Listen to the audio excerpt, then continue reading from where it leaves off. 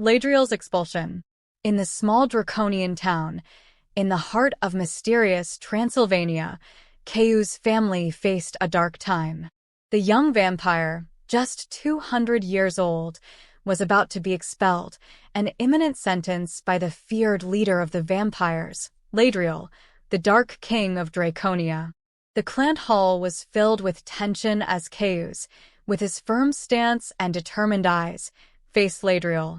His eyes, usually full of life and compassion, were clouded by a mixture of determination and sadness. Ladriel's cold gaze, wrapped in cruelty, cast shadows over Kayus as he pronounced the sentence. Kayus Benjamin, Ladriel uttered with a cutting tone, "You dare defy the rules of our clan, refusing to feed according to established traditions and staining our aesthetics with your ugliness?" Kayus stood firm in the face of Ladriel's relentless accusation. "My lord, I respect traditions, but I cannot violate my principles. I cannot kill to satisfy my thirst. There are other ways." "Principles?" Ladriel laughed dismissively. "Your principles make you weak, Kayus. A true vampire does not hesitate to quench his thirst, is not ashamed of his appearance, and certainly does not indulge in unseemly desires. You are a stain on our bloodline." Kayus's expression hardened. "My lord, please understand. I cannot change who I am. Your excuses are irrelevant." Ladriel barked, his voice echoing throughout the room. "You will be banished, expelled from this clan, an example to all who dare challenge my authority." Kayus looked down, sadness mixed with determination. "If that's your decision, so be it. But I will not be ashamed of who I am." Ladriel, merciless, cast his gaze on Kayus. "You will never be worthy of us, Kayus Benjamin. Leave and never dare return." As night fell over Draconian, Kayus left with the harsh reality of his impending expulsion. His dark wings, a symbol of his noble origin, seemed heavier than ever, dragging through the night air. He carried not only the burden of expulsion, but also dreams and abilities that distinguished him even within the vampire clan. Kayus' parents, disappointed and worried about the condition imposed by the king, faced the anguish of the moment. Ladriel's decision to keep them as slaves to redeem the clan's shame was an unbearable weight. However, Kayus was not willing to allow his parents to face this condition. Thank you for watching. Subscribe to the channel, leave a like, and comment what you thought of the first chapter. See you in the next chapter of Dark Elegance. Chapter 2. Kayus's Decision. As night fell over Draconian, Kayus left with the harsh reality of his impending expulsion. His dark wings, a symbol of his noble origin, seemed heavier than ever, dragging through the night air. He carried not only the burden of expulsion, but also dreams and abilities that distinguished him even within the vampire clan. Kayus' parents, disappointed and worried about the condition imposed by the king, faced the anguish of the moment. Ladriel's decision to keep them as slaves to redeem the clan's shame was an unbearable weight. However, Kayus was not willing to allow his parents to face this condition. "Let's go mom and dad with me to Paris. I wrote a letter to the fashion university, the most prestigious there, and I passed," said Kayus, with determination in his voice. "But my son, how are we going to go to another country and start from scratch? I don't know if the vampires in that place will accept us, and how will we deal with the sun?" "We can't, my love," expressed his mother, worried about the future uncertain. However, Kayus had more than atypical vampire beauty. His exceptional intelligence and artistic abilities set him apart, even among his kind. He had studied tirelessly, demonstrating a remarkable passion for fashion and a unique ability to create extraordinary designs. Furthermore, he had inherited a keen talent for finance from his father, a skill that would help him face financial challenges in a new country. "My son, We are worried about the clan in Paris, about the rejection we may face.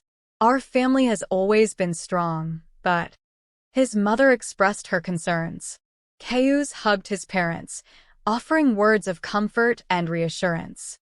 I understand, but we have talents that go beyond what the clan can see. In Paris, I have the chance to become a successful designer, a visionary in fashion. Together, we will find a way to adapt and prosper. Our union will give us the strength we need to overcome all challenges. As Kayus and his family prepared for an exciting journey to Paris, a figure close to the young vampire entered the scene. Paula, a dear friend of Kayus, had a noble heart and dreamed of a love that transcends the boundaries between humans and vampires. Paula, like Kayus, did not fit the standards of beauty held by draconian vampires. However, she did not care about embodied appearances and embraced her identity with courage. She was a powerful vampire with clairvoyant abilities that allowed her to see beyond what ordinary eyes could see. Upon learning of Kayu's expulsion, Paula was sad and outraged at the injustice committed against her dear friend. She believed in her potential and knew that Kayu's inner beauty was as bright as the sun they avoided. But beyond that, Paula also had her own dreams and desires. Despite her tolerant abilities, she harbors a deep desire to find her true human love, something unusual for draconian vampires. She knew the road to this destination could be complicated, but her clairvoyance brought her visions of a future where her heart would find its ideal match. Several times, Paula shared her visions and intuitions with Klaus. She insisted that he would find his true love outside the draconian world, in a place where differences would be valued and loved. One night in hiding, Paula talked to Kayus and told her about her decision. I'm going with you to Paris. I'm tired of this horrible place, my love. My life is in Paris. I'm going with you. You can count on me. Kayus, they needed something so they could support the sun, because in Draconian they lived through the dark night. There was no day and it was peaceful like that. So Paula knew an old witch who lived in Draconian and helped the vampires. They lived peacefully, and I tell her the problem of her friend Kayus, that she would also move to Paris with her friend Kayus, but they needed some object to be able to walk in daylight in Paris without any resident there suspecting that they were vampires. Merinda prepared for them an object marked with their blood with incredible powers that only they could use. The parents of. With a journey to Paris underway, Kayus' parents faced a constant concern: how to survive in the sunlight in their new city. In Draconian, they lived peacefully at night, without the need to face the dangers of sunlight. But now, in Paris, the situation was different. Arriving at Merinda's residence, they were greeted by an enigmatic figure. The witch, with gray hair and sparkling eyes, quickly understood the situation and was willing to help. I know this journey to Paris is important to you, and I am willing to help you face the challenge of sunlight, Merinda said in a soft, mysterious voice. The witch began working in her cauldron, creating a unique and powerful potion. She asked each of Kayus' family members to contribute a drop of their own blood, as this would give strength and authority to the magical object that was being created. After the ritual, Merinda revealed the object, a delicate amulet, decorated with runes and mystical symbols, with a subtle and enchanting shine. The sculpture would be able to protect them from sunlight and disguise their true vampire nature when necessary. This amulet is unique and non-transferable. Only you, with your blood ties and pure hearts, will be able to use it. Under the sunlight, it will protect you and make you indistinguishable from humans, explained the witch.